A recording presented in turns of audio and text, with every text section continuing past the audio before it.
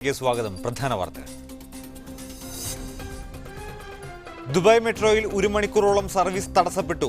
സാങ്കേതിക തകരാറിനെ തുടർന്ന് റെഡ് ലൈനിൽ സർവീസ് നിലച്ചത് രാത്രി 7:30-ന്.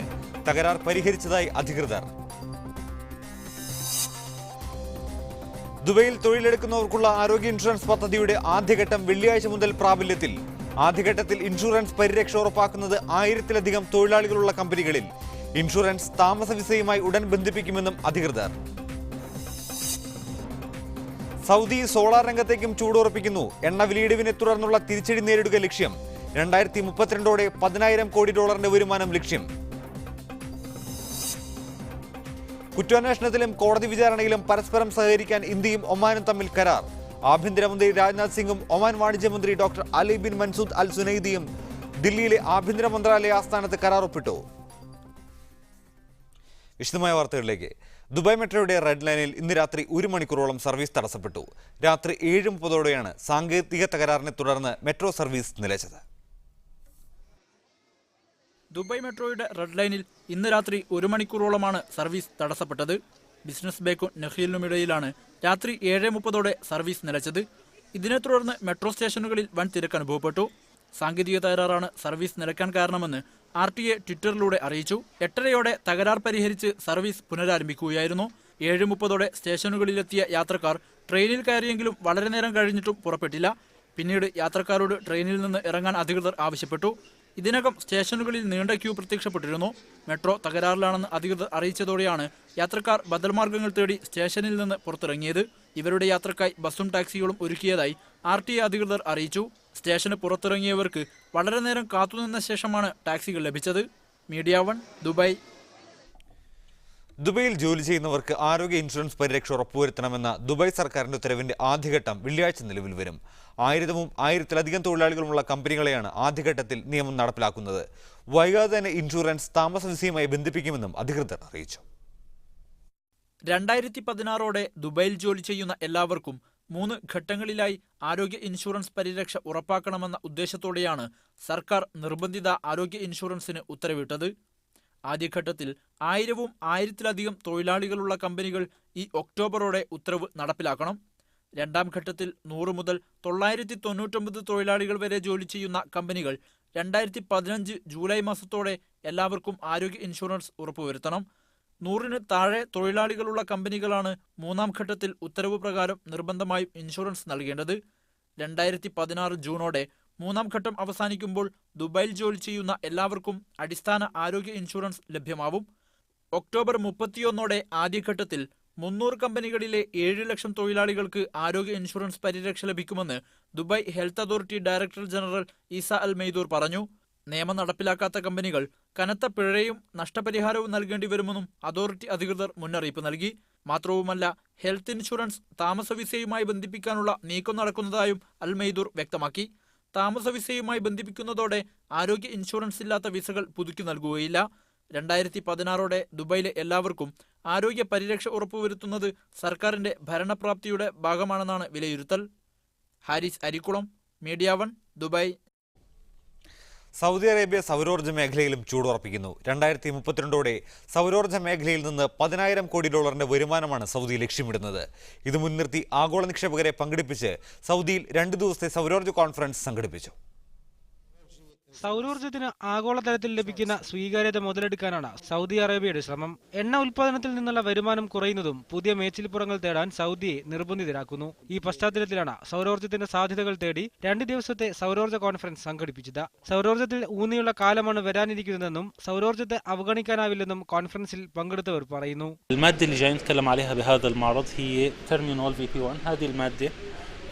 تشتغل بدرجة حرارة عالية لحد 400 ديجري سنتيغريد. സൗദിയിൽ ബിസിനസ് നടക്കുന്ന വലിയ മേഖലകളിലൊന്നാണ് സൗരോർജ്ജ മേഖല. നിരവധി സ്വകാര്യ കമ്പനികളും ഈ മേഖലയിലെ അവസരം മുതലെടുക്കുന്നുണ്ട്. 20 വർഷത്തിനകം $10,900 കോടി സൗരോർജ്ജ മേഖലയിൽ നിക്ഷേപിക്കുമെന്ന് സൗദി ഭരണകൂടവും വ്യക്തമാക്കിയിരുന്നു. 2032-ൽ സൗരോർജ്ജ വിൽപ്പനയിലൂടെ $10,000 കോടി വരുമാനമാണ് സൗദി ലക്ഷ്യമിടുന്നത്. News desk media 1. യമനിൽ ഹൂതി വിരുദ്ധ പ്രക്ഷോഭം ശക്തിപ്പെടുന്നു. തലസ്ഥാനമായ സനായിൽ 100 കണക്കിന് ഭരണകൂടാനുകൂലികൾ ഹൂതി വിമതർക്കെതിരെ പ്രകടനം നടത്തി. ഹൂതികൾ തലസ്ഥാനം വിടണമെന്നാവശ്യപ്പെട്ടാണ് പ്രക്ഷോഭം സംഘടിപ്പിച്ചത്. ആഴ്ചകൾ നീണ്ട പ്രക്ഷോഭത്തിനൊടുവിൽ യമനിലെ തലസ്ഥാനം ഉൾപ്പെടെ തന്ത്രപ്രധാന മേഖലകൾ ഹൂതികൾ പിടിച്ചടക്കിയിരുന്നു. എന്നാൽ കാര്യമായ ചെറുത്തുനിൽപ്പുകളൊന്നും ഭരണകൂടത്തിന്റെ ഭാഗത്തു നിന്നും ഉണ്ടായിരുന്നില്ല. യമൻ തലസ്ഥാനമായ സൻആ ഹൂതി നിയന്ത്രണത്തിനായിട്ട് ആഴ്ചകൾ കഴിഞ്ഞ ശേഷമാണ് ഇപ്പോൾ ഹൂതി വിരുദ്ധരുടെ ഭാഗത്തു നിന്ന് പ്രക്ഷോഭം നടക്കുന്നത്. സ്ത്രീകൾ ഉൾപ്പെടെയുള്ളവരാണ് പ്രകടനത്തിൽ പങ്കെടുത്തത്. ഹൂതികൾ തലസ്ഥാനം വിടുക എന്ന മുദ്രാവാക്യമാണ് പ്രക്ഷോഭകർ ഉന്നയിച്ചത്.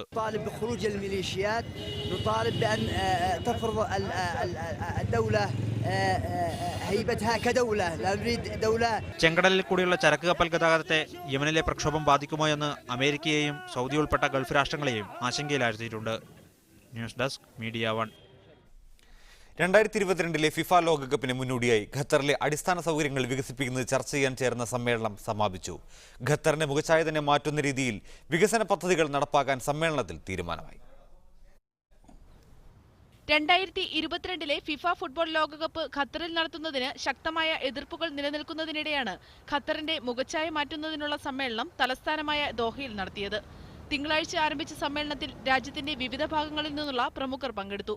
എക്സ്റ്റീരിയർ ഡിസൈനിംഗ്, നഗരാസൂത്രണം തുടങ്ങിയവയിൽ വ്യക്തിമുദ്ര പതിപ്പിച്ചവർക്ക് മികച്ചൊരു അവസരം നൽകുക എന്ന ഉദ്ദേശത്തോടെയാണ് സമ്മേളനം സംഘടിപ്പിച്ചത്. ലോകകപ്പിന് മുന്നോടിയായി ഖത്തറിലെ പൊതുസ്ഥലങ്ങൾ മോടി പിടിപ്പിക്കുകയാണ് പ്രധാനമായും ഖത്തർ ഭരണകൂടം ലക്ഷ്യം വെക്കുന്നത്.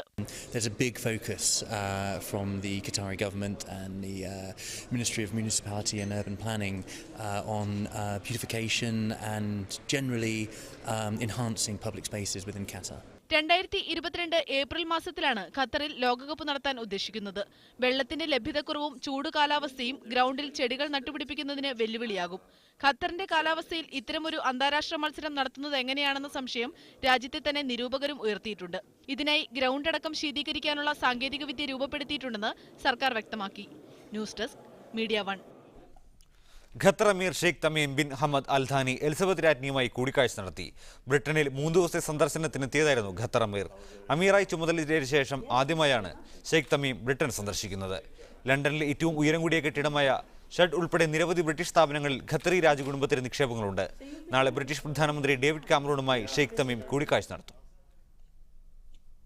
ഹജ്ജ് ഉംറ സാമ്പത്തിക ഭരണകാര്യങ്ങൾക്കായുള്ള 25 വർഷത്തേക്കുള്ള വിദഗ്ധ പദ്ധതി തയ്യാറായതായി ഹജ്ജ് മന്ത്രാലയം അറിയിച്ചു. പദ്ധതിയുടെ പ്രാഥമിക നടപടികൾ ആരംഭിച്ചതായി ഹജ്ജ് മന്ത്രി ബന്ദർ അൽ ഹജ്ജർ ജിദ്ദയിൽ പറഞ്ഞു.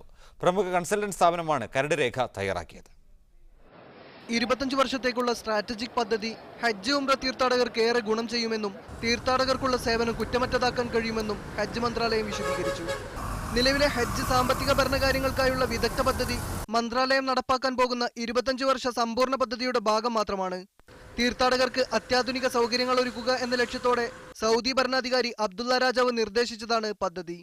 നിലവിലെ സേവനങ്ങളുടെ അവസ്ഥാ പഠനവും അത് പരിഷ്കരിക്കാനുള്ള സാധ്യതകളും പുതിയ പദ്ധതിയുടെ ഭാഗമാണ്. പുണ്യനഗരികളിൽ നടന്നുവരുന്ന വികസന പ്രവർത്തനങ്ങൾ പൂർത്തിയാകുന്നതോടെ ഹജ്ജ് ഉംറ തീർത്ഥാടകരുടെ എണ്ണം നിലവിലെ 20 ദശലക്ഷത്തിൽ നിന്ന് 30 ദശലക്ഷമായി വർദ്ധിക്കുമെന്ന് മക്ക മേയർ ഉസാമ അൽബാർ വ്യക്തമാക്കി. വികസനം പൂർത്തിയാകുന്നതോടെ മണിക്കൂറിൽ 1,30,000 തീർത്ഥാടകരെ ഉൾക്കൊള്ളാവുന്ന തലത്തിലേക്ക് മത്താഫിന്റെ വ്യാപ്തി വർദ്ധിക്കുമെന്നും അദ്ദേഹം പറഞ്ഞു. പരിസ്ഥിതി സൗഹൃദങ്ങളായ 60ഓളം താമസ കേന്ദ്രങ്ങൾ മക്കയിൽ നിലവിൽ വന്നു കഴിഞ്ഞു. മക്കയിലെ പൊതുഗതാഗത പദ്ധതി 2016ഓടെ പൂർത്തിയാകും. അതോടെ പ്രതിദിനം 300 കിലോമീറ്റർ സഞ്ചരിക്കുന്ന 800ഓളം പുതിയ ബസ്സുകൾ നിരത്തിലിറങ്ങും.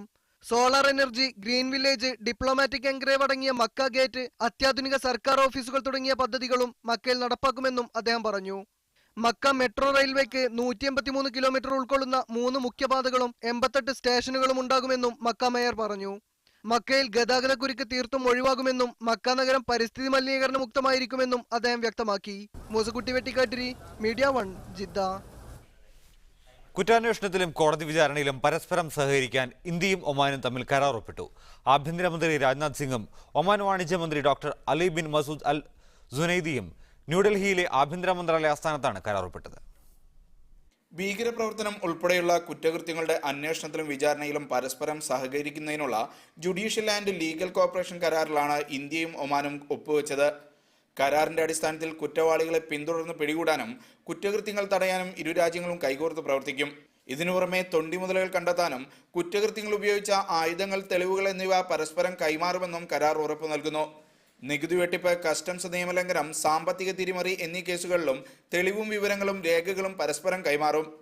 ഒമാനിൽ നിന്ന് സാമ്പത്തിക തട്ടിപ്പ് നടത്തി പ്രവാസികൾ നാട്ടിലേക്ക് രക്ഷപ്പെടുന്ന പ്രവണതയ്ക്ക് തടയിടാൻ കരാർ വഴിവെക്കുമെന്നാണ് പ്രതീക്ഷ. Shino Shamsuddin, media 1, Muscat.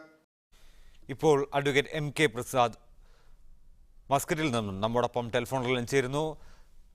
പ്രസാദ്, ഇന്ത്യയും ഒമാനും തമ്മിൽ ഒപ്പുവെച്ചിരിക്കുന്ന ഈ കരാറിന്റെ സാങ്കത്യം എന്താണ്? എന്ത് ഗുണമാണ് ഈ കരാർ കൊണ്ട് ഇരു രാജ്യങ്ങൾക്കും ഉണ്ടാകാൻ പോകുന്നത്? ഒമാനിൽ ബിസിനസ് കമ്മ്യൂണിറ്റി എന്നുള്ള നിലയിൽ എക്സ്പാട്രിയേറ്റ് പോപ്പുലേഷൻ ഏറ്റവും കൂടുതലുള്ളത് ഇന്ത്യക്കാരാണ്.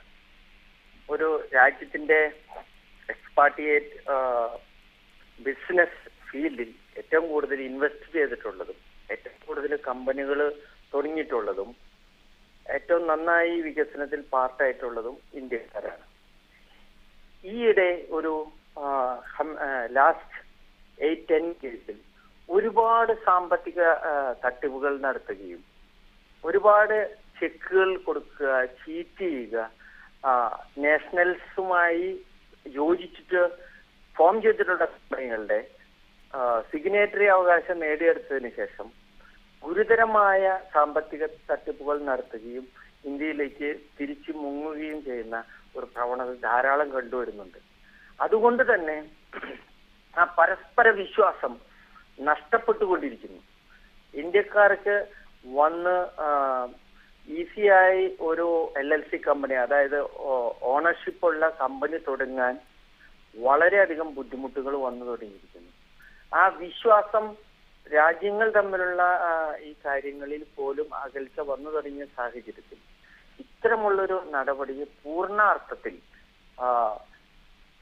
ഞാൻ സപ്പോർട്ട് ചെയ്യുകയാണ്. ഈ 2006 ഇത്തരത്തിലുള്ളൊരു ചർച്ച ഉണ്ടാവുകയും പക്ഷെ എന്തുകൊണ്ടോ അത് ഒരു നിയമമായി ഒരു കരാറിൽ ഒപ്പിടപ്പെടാതെ പോവുകയാണ് ഉണ്ടായത്. ഇപ്പോൾ രണ്ട് രാജ്യങ്ങളും ചെയ്തിട്ടുള്ള ഒരു വ്യക്തമായ ഒരു രേഖ കൊണ്ട് ഇത്തരത്തിലുള്ള തട്ടിപ്പുകൾ ഒഴിവാക്കാനും വഞ്ചിച്ച് ഈ നാടിൽ നിന്ന് രക്ഷപ്പെട്ടു പോകാനും ഉള്ളൊരു പ്രവർത്തനം പറയുകയും ഇന്ത്യയുടെ മാന്യത, ഇന്ത്യക്കാരുടെ മാന്യത കൊണ്ടുവരാനും ഇത്തരത്തിലുള്ള ഒരു നിയമം വളരെ സഹായകരമാണ്. നന്ദി എം കെ പ്രസാദ്. കുറ്റാന്വേഷണത്തിലും കോടതി വിചാരണയിലും പരസ്പരം സഹകരിക്കാൻ ഇന്ത്യയും ഒമാനും തമ്മിൽ കരാർ ഒപ്പിട്ടിരിക്കുന്നു. കച്ചവട മേഖലയിൽ നടക്കുന്ന തട്ടിപ്പ് തടയാൻ പുതിയ കരാർ സഹായകരമാകുമെന്നാണ് ഒമാനിൽ നിന്നും അഡ്വക്കേറ്റ് പ്രസാദ് നമ്മോട് പറഞ്ഞത്. മിഡിൽ ഈസ്റ്റിലെ സ്കൂളുകളിൽ നിന്ന് അധ്യാപകരെ തട്ടിക്കൊണ്ടുപോകാനിടയുണ്ടെന്ന അമേരിക്കൻ എംബസിയുടെ മുന്നറിയിപ്പിനെ തുടർന്ന് ഖത്തറിൽ പാശ്ചാത്യർ ജോലി ചെയ്യുന്ന സ്കൂളുകളുടെ സുരക്ഷ വർദ്ധിപ്പിച്ചു. ഒരു തീവ്രവാദ സംഘത്തിന്റെ വെബ്സൈറ്റിൽ കണ്ട പോസ്റ്റിനെ അടിസ്ഥാനമാക്കിയാണ് US എംബസി ഭീകരാക്രമണം സംബന്ധിച്ച മുന്നറിയിപ്പ് നൽകിയത്. അതേസമയം ദോഹയിലെ സ്ഥാപനങ്ങളെക്കുറിച്ച് വെബ്സൈറ്റിൽ സൂചനകളില്ലെന്നും അമേരിക്കൻ എംബസി വ്യക്തമാക്കി. സൗദിയിലെ പ്രമുഖ ബജറ്റ് എയർലൈനായ ഫ്ലൈനാസ് ദീർഘദൂര സർവീസുകൾ പിൻവലിക്കുന്നു. സർവീസുകൾ പ്രതീക്ഷിച്ച പോലെ ലാഭകരമല്ലാത്തതിനാലാണ് നടപടി. ടിക്കറ്റ് ബുക്ക് ചെയ്തവർക്ക് പണം തിരിച്ചു നൽകുമെന്ന് എയർലൈൻ അധികൃതർ അറിയിച്ചു. 7 വർഷം മുൻപ് ആരംഭിച്ച സൗദി അറേബ്യയുടെ ബജറ്റ് എയർലൈൻസായ ഫ്ലൈനാസ് ദീർഘദൂര സർവീസുകൾ താൽക്കാലികമായി നിർത്തിവെച്ചു. പ്രതീക്ഷിച്ച രീതിയിൽ ലാഭകരമല്ലാത്തതിനെ തുടർന്നാണ് നടപടിയെന്ന് വിമാന കമ്പനി ചീഫ് എക്സിക്യൂട്ടീവ് രാജ അസ്മി അറിയിച്ചു. സർവീസുകൾ പൂർണ്ണമായി അവസാനിപ്പിച്ചിട്ടില്ലെന്നും തൽക്കാലം നിർത്തിവെക്കുകയാണെന്നും അദ്ദേഹം പറഞ്ഞു. ആഭ്യന്തര സർവീസുകൾ വർദ്ധിപ്പിച്ചുകൊണ്ട് ഹ്രസ്വദൂര സർവീസുകളിൽ ശ്രദ്ധയൂന്നാനാണ് പുതിയ തീരുമാനം. ദീർഘദൂര സർവീസുകളിൽ ടിക്കറ്റ് ബുക്ക് ചെയ്തിരുന്നവർക്ക് പണം മുഴുവനായി തിരികെ നൽകും, അല്ലെങ്കിൽ അനുയോജ്യമായ മറ്റ് വിമാന കമ്പനികളിൽ യാത്രാ സൗകര്യം ഒരുക്കും. ലാഭകരമല്ലാത്തതിനെ തുടർന്ന് കോഴിക്കോട്, കൊച്ചി ഉൾപ്പെടെയുള്ള ഇന്ത്യൻ സെക്ടറുകളിലേക്കുള്ള സർവീസുകൾ ഫ്ലൈനാസ് നേരത്തെ തന്നെ പിൻവലിച്ചിരുന്നു. Media 1, Riyadh. സൗദി വിമാനത്താവളങ്ങളിൽ സ്വദേശി വ്യക്തികളുടെ ടാക്സി സർവീസ് നിർത്തലാക്കുമെന്ന് സിവിൽ ഏവിയേഷൻ അതോറിറ്റി അറിയിച്ചു. ഉന്നത നിലവാരമുള്ള ടാക്സി കമ്പനികളുമായി കരാറുണ്ടാക്കുന്നതിന്റെ ഭാഗമായാണ് നടപടി.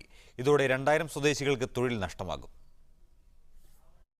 യാത്രക്കാർക്ക് മെച്ചപ്പെട്ട സേവനം ഉറപ്പാക്കുന്നതിനാണ് വിമാനത്താവളങ്ങളിൽ സ്വദേശി വ്യക്തികളുടെ സേവനം അവസാനിപ്പിക്കുന്നതെന്ന് അതോറിറ്റി വക്താവ് ഖാലിദ് അൽ ഖൈബരി പറഞ്ഞു. കൺട്രോൾ റൂമുമായി ബന്ധിപ്പിച്ച് ട്രാക്കിംഗ് സംവിധാനമുള്ള ടാക്സികൾക്കാണ് പുതിയ സംവിധാനത്തിൽ അനുമതി ലഭിക്കുക. പുതുതായി അനുവദിക്കുന്ന ടാക്സികളിലെ ഡ്രൈവർമാരെ ഇലക്ട്രോണിക് സംവിധാനം ഉപയോഗിച്ച് നിരീക്ഷിക്കും. യാത്രക്കാർക്ക് പരാതിയുണ്ടെങ്കിൽ വാഹനത്തിലിരുന്ന് തന്നെ അത് രേഖപ്പെടുത്താനും കൺട്രോൾ റൂമിൽ അറിയിക്കാനും ടാക്സികളിൽ സൗകര്യമുണ്ടാകും. വ്യക്തികൾ നടത്തുന്ന ടാക്സികൾ നിർത്തലാക്കുന്നതോടെ 2000 സ്വദേശികൾക്ക് തൊഴിൽ നഷ്ടപ്പെടുമെന്നാണ് സിവിൽ ഏവിയേഷൻ അതോറിറ്റി കണക്കാക്കുന്നത്.